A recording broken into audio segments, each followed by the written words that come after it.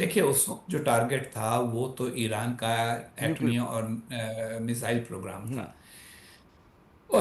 Regime change تب بھی target نہیں تھا، تو اب بھی اگر یہ حملہ کرتے ہیں ایران کے کچھ میزائلز کے اوپر کچھ اس پہ، تو میزائلز تو اس وقت ایران کی اندرونی صورتحال کے لیے اہم نہیں ہیں.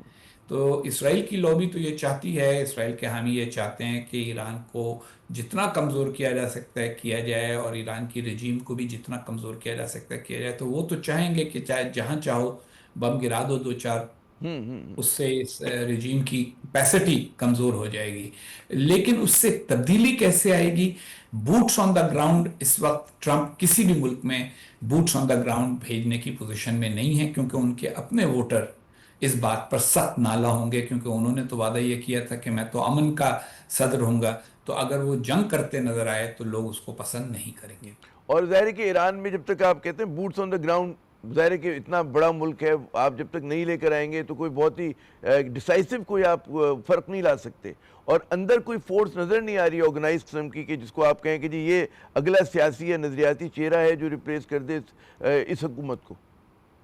دیکھیے عراق میں بھی بعض پارٹی جو ایران کے نظام حکومت سے کہیں زیادہ ہاں۔ کمزور تھی، اس کو بھی ہٹانے کے لیے بالآخر دھاوا بولنا پڑا، فوج اتارنی پڑی، اور فوج ہر جگہ اتار کر حکومتیں تبدیل نہیں کی جا ہوں۔ سکتی. اچھا، آپ کے خیال میں پاکستان کے لیے جو ایران کی صورتحال ہے کتنا بڑا چیلنج رکھتی ہے؟ اگر فرض کریں کوئی ڈرامائی کارروائی کر دیتے ہیں، ٹرمپ صاحب تو ٹرمپ ہے نا، مطلب ہو سکتا ہے کہ منطق جو ہے وہ نہ کام کرے اس وقت، تو پاکستان کے لیے کتنا بڑا چیلنج دیکھ رہے ہیں آپ اس چیز کو، صورتحال کو، اور پاکستان کا کیا رد عمل پاکستان کے ہونا چاہیے؟ جی۔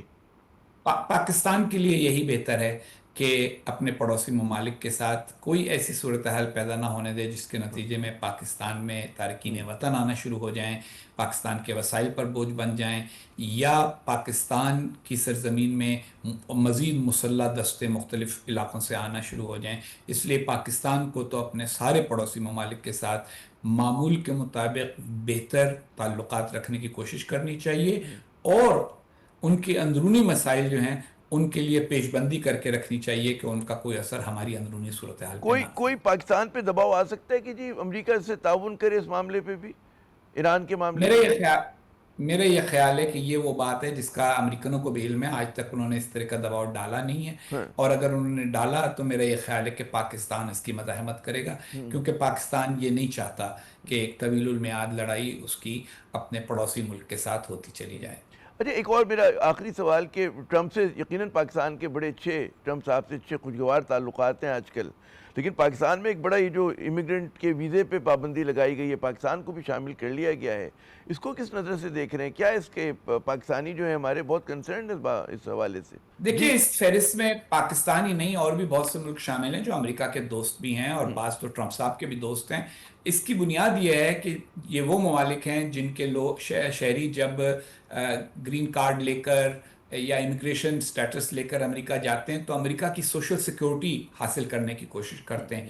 تو ایک نظام بنانے کی وہ کوشش کر رہے ہیں، پتہ نہیں کب تک بنا سکیں گے، لیکن اس کا کوئی سیاست سے تعلق نہیں ہے کہ ہم اپنے دوستوں کے اوپر یہ پابندی نہیں لگائیں گے اور اپنے مخالفوں پہ لگائیں گے. اس میں ہمیں بات سمجھ میں آ جانی چاہیے کہ یہ اس بات کو روکنے کی کوشش ہے کہ لوگ ناجائز فائدہ نہ اٹھائیں امریکی نظام کا وہاں جا کر رہنے کے لیے.